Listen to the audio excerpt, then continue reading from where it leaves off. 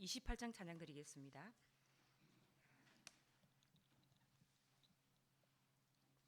찬송가 28장입니다.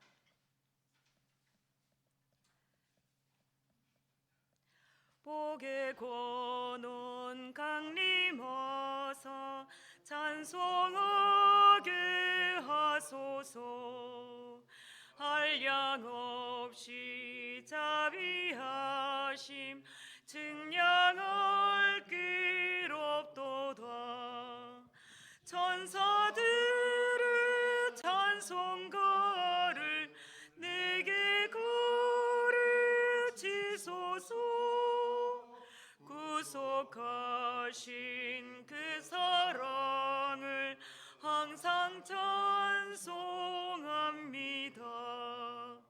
주의 크신 도움 받아 이때까지 왔으니 이와 같이 전국에도 이르기를 바라네. 하나님의 품을 떠나 죄에 빠진 우리를 예수 구원하시려고 보혈을 주셨네. 주의 귀한 은혜 받고 일생 빚진 자 되네. 주의 은혜 사슬 되사 나를 주께 매소서. 우리 몸은 연약하여 범죄하기 쉬우니 하나님이 받으시고 천국인을 지소서. 아멘. 사도신경으로 신앙 고백 드리겠습니다. 나는 전능하신 아버지 하나님 천지의 창조주를 믿습니다. 나는 그의 유일하신 아들 우리 주 예수 그리스도를 믿습니다. 그는 성령으로 잉태되어 동정녀 마리아에게서 나시고 본디오 빌라도에게 고난을 받아 십자가에 못 박혀 죽으시고 장사된 지 사흘 만에 죽은 자 가운데서 다시 살아나셨으며 하늘에 오르시어 전능하신 아버지 하나님 우편에 앉아 계시다가 거기로부터 살아있는 자와 죽은 자를 심판하러 오십니다. 나는 성령을 믿으며 거룩한 공교회와 성도의 교제와 죄를 용서받는 것과 몸의 부활과 영생을 믿습니다. 아멘. 자, 오늘 하나님의 말씀은 신명기 32장 15절에서 33절 말씀입니다. 구약성경 314쪽입니다. 신명기 32장 15절에서 33절 말씀입니다. 한 절씩 교독하도록 하겠습니다. 그런데 여수론이 기름짐에 발로 찼도다. 내가 살찌고 비대하고 윤택함에 자기를 지으신 하나님을 버리고 자기를 구원하신 반석을 업신여겼도다. 그러니 다른 신으로 그의 질투를 일으키며 가증한 것으로 그의 진노를 격발하였도다. 그들은 하나님께 제사하지 아니하고 귀신들에게 하였으니 곧 그들이 알지 못하던 신들 근래에 들어온 새로운 신들 너희의 조상들이 두려워하지 아니하던 것들이로다. 너를 낳은 반석을 내가 상관하지 아니하고 너를 내신 하나님을 내가 잊었도다. 그러므로 여호와께서 보시고 미워하셨으니 그 자녀가 그를 격노하게 한 까닭이로다. 그가 말씀하시기를 내가 내 얼굴을 그들에게서 숨겨 그들의 종말이 어떠함을 보리니 그들은 심히 패역한 세대요 진실이 없는 자녀임이로다. 그들이 하나님이 아닌 것으로 내 질투를 일으키며 험한 것으로 내 진노를 일으켰으니 나는 백성이 아닌 자로 그들에게 시기가 나게 하며 어리석은 민족으로 그들의 분노를 일으키리로다. 그러므로 내 분노의 불이 일어나서 수월의 깊은 곳까지 불사르며 땅과 그 소산을 삼키며 산들의 터도 불타게 하는도다. 내가 재앙을 그들 위에 쌓으며 내 화살이 닿을 때까지 그들을 쏘리로다. 그들이 주림으로 쇠약하며 불같은 더위와 독한 질병에 삼켜질 것이라. 내가 들짐승의 이와 티끌에 끼는 것의 독을 그들에게 보내리로다. 밖으로는 칼에 방 안에서는 놀람에 멸망하리니 젊은 남자도 처녀도 백발노인과 함께 젖먹는 아이까지 그러하리로다. 내가 그들을 흩어서 사람들 사이에서 그들에 대한 기억이 끊어지게 하리라 하였으나 혹시 내가 원수를 자극하여 그들의 원수가 잘못 생각할까 걱정하였으니 원수들이 말하기를 우리의 수단이 높으며 여호와가 이 모든 것을 행함이 아니라 할까 염려함이라. 그들은 모략이 없는 민족이라 그들 중에 분별력이 없도다. 만일 그들이 죄가 있어 이것을 깨달았으면 자기들의 종말을 분별하였으리라. 그들의 반석이 그들을 팔지 아니하였고 여호와께서 그들을 내주지 아니하셨더라면 어찌 하나가 천을 쫓으며 둘이 만을 도망가게 하였으리요. 진실로 그들의 반석이 우리의 반석과 같지 아니하니 우리의 원수들이 스스로 판단하도다. 이는 그들의 포도나무는 소돔의 포도나무요 고모라의 밭의 소산이라.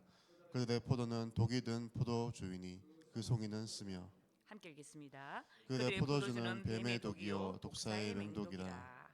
아멘. 자, 오늘 제목은 내 얼굴을 그들에게 숨겨라는 제목으로 이렇게 말씀을 한번 같이 나누도록 하겠습니다. 어제에 이어서 모세의 노래가 이제 계속되고 있습니다. 노래 서두에는 이스라엘의 어리석음을 책망하는 구절이 있긴 하지만 주로 하나님의 공유와 은혜를 이렇게 찬양하고 있습니다.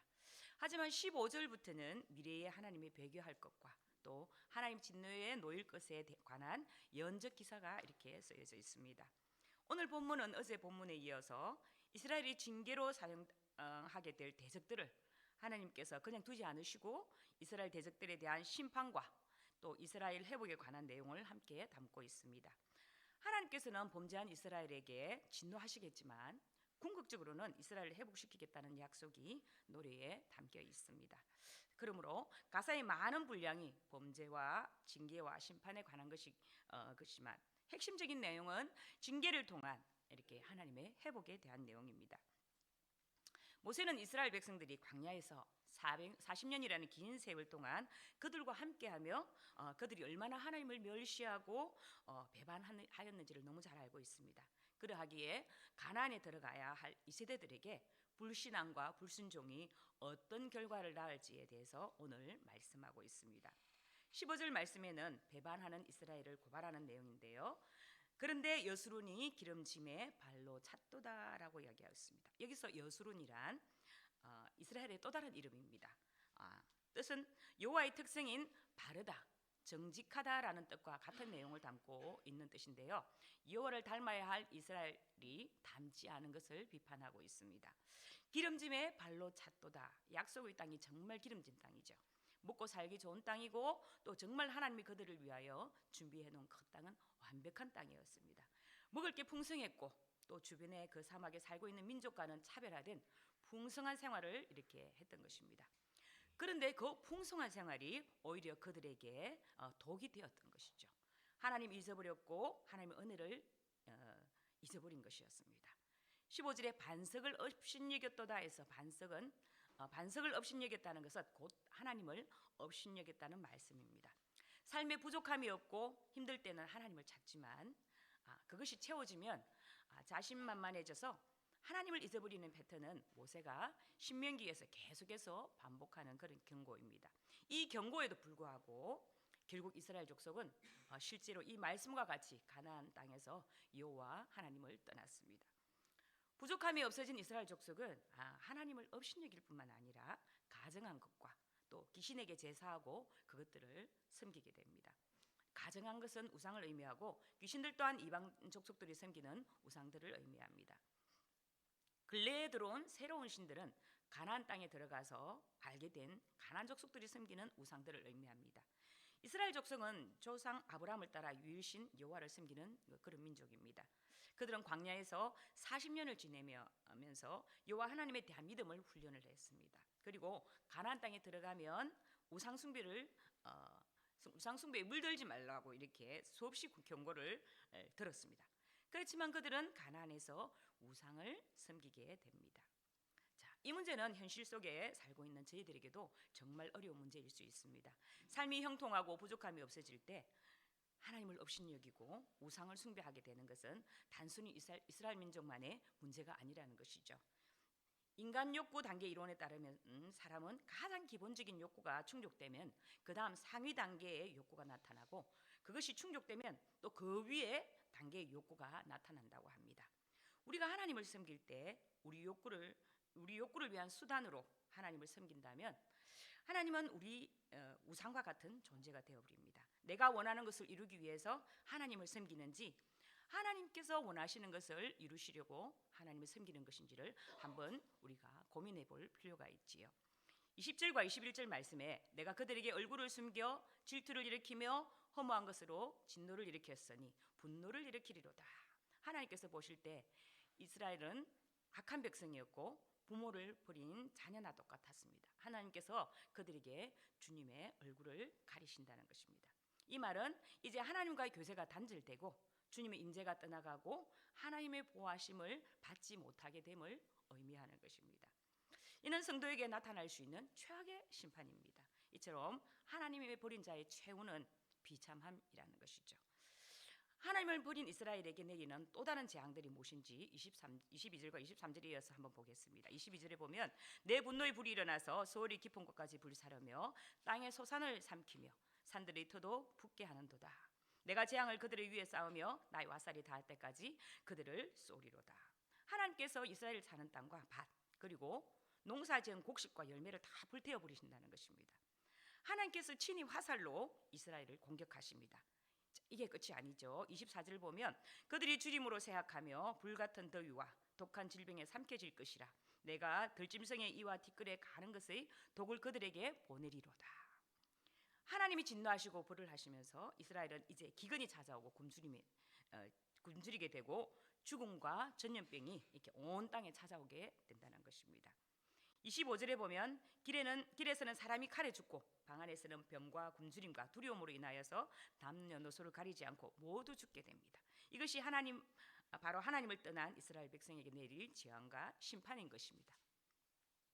또 하나님께서는 이스라엘 족속이 다른 족속을 시기하게 하십니다. 이스라엘 족속에게는 두려움을 주고 다른 민족에게는 형통함을 주어서 그들이 다른 민족을 시기하게 할 것이라고 말씀합니다. 성경에서 다루는 주제 중에 하나가 악인은 형통하고 또 의인은 고난을 당하는 것이죠. 욥은 어찌하여 악인이 생존하고 장수하며 세력이 강하냐라고 이렇게 하고 있으며 시편 73편의 시인은 또 어떻게 말을 하냐면 내가 악인의 형통함을 보고 오만한 자를 질투하였다고 이렇게 말씀하기도 합니다. 하박국 선지자도 왜 악인이 자기보다 어려운 사람들을 삼키는데도 잠잠하시냐고 하나님께 묻기도 합니다.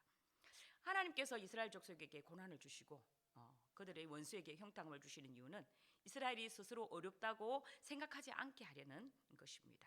악인들이 다 고난을 당해야 한다면 고난을 당하지 않는 사람은 자신이 어렵기 때문이라고 이렇게 생각할 것입니다. 그러므로 하나님께서는 하나님의 백성에게 고난을 주시고 악인에게 형통을 허락하심으로 하나님의 백성이 스스로 어렵다고 생각하지 않게 하시는 것이죠. 이 부분에서 하나님께서 오직 예수 그리스도의 대속을 통한 은혜만으로 그의 백성을 구원을 이루시는 이유를 볼 수가 있습니다. 에베소서 2장 8절에서 9절 말씀에 보면 너희는 그 은혜에 의하여 믿음으로 말미암아 구원을 받았으니 이것은 너희에게서 난 것이 아니요 하나님의 선물이라. 행위에서 난 것이 아니니 이는 누구든지 자랑하지 못하게 함이라 라고 정언하고 계십니다. 자, 26절에서 29절 말씀을 보면 하나님께서 하나님의 백성이 아닐 자들은 상관하지 않으시고 내버려 두시는 것은 아닙니다. 그들에 대해서도 하나님은 심판을 하시게 되는데요.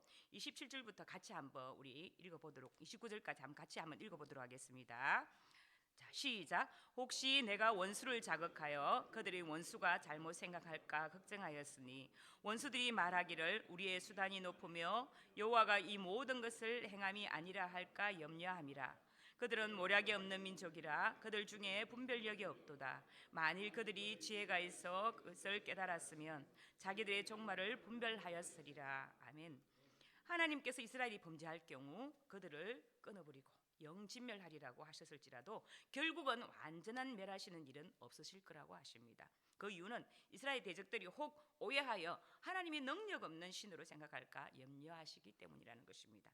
하나님께서는 자기 백성들이 범죄하여서 그렇게 행하였기 때문이지 하나님의 능력이 없는 분이 아니시기 때문에 하나님 이름이 업신여김을 받지 않게 하기 위하여서 자기 백성을 영버리지는 않으신다는 것이죠. 그리고 이스라엘 대적들이 이스라엘을 이긴 일로 교만해하며 이스라엘에 대한 징계의 기간이 찼을 때 자신들이 맹망하게 될 것을 생각지 않는 어리석음을 이렇게 시적으로 묘사한 내용입니다.